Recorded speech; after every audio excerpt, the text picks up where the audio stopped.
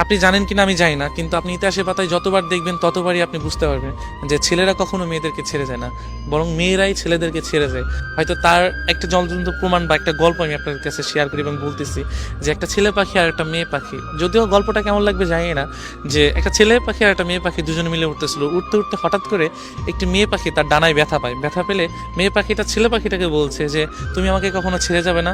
ছেলে পাখিটা ওই কথা শুনে মেয়ে পাখিটাকে বললো যে তোমাকে আমি কোনোদিনও ছেড়ে যেতে পারবো না। সেই কথা বলে তার একটি ডানা সে ভেঙে ফেলে। ফেলার পরে তাদের অনেক দিন পর একটা তুফান আসে, মানে একটা ঝড় আসে।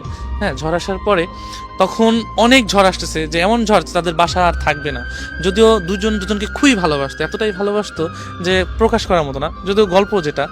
তো ছেলে পাখিটা বলতেছে যে তুমি চলে যাও, ভালো একটা জায়গায় চলে যাও, ঝড় শেষে তুমি আমার কাছে আবার ফিরে এসো। তো মেয়ে পাখিটা কি করলো, যে চলে গেল। চলে যাওয়ার পর তো অনেক ঝড় আসার পরে তখন ছেলে পাখিটা ওই ঝড়ে মারা গেল। মারা যাওয়ার পরে তো ঝড় শেষে মেয়ে পাখিটা আসছে, আসার পরে দেখছে যে নিচে লেখা যে তুমি যদি একটিবার বলতে যে আমি তোমাকে ছেড়ে কখনো যাব না, তবে আমি এই ঝড়টাকে যত কষ্টই হোক পার করে দিতাম, আমরা দুজন সারা জীবন একসাথেই থাকতাম। তো এই লেখাটা দেখে মেয়ে পাখিটা কান্না করছে। সো কান্না করে কি হবে, যে চলে যাওয়ার তো চলেই গিয়েছে। তো আমরা না ভালোবাসা মানুষগুলোকে না চলে যাওয়ার পর বুঝি, আগে না।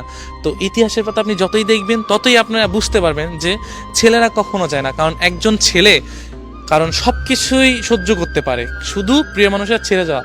এবং প্রিয় মানুষ যদি থাকতে চায় সে যত কষ্টই হোক, এমন দুনিয়াতে অনেক কিছুই আছে যে একজন ছেলে একটা মেয়ের জন্য সুইসাইড করেছে, মরে গিয়েছে বা জেল খেটেছে।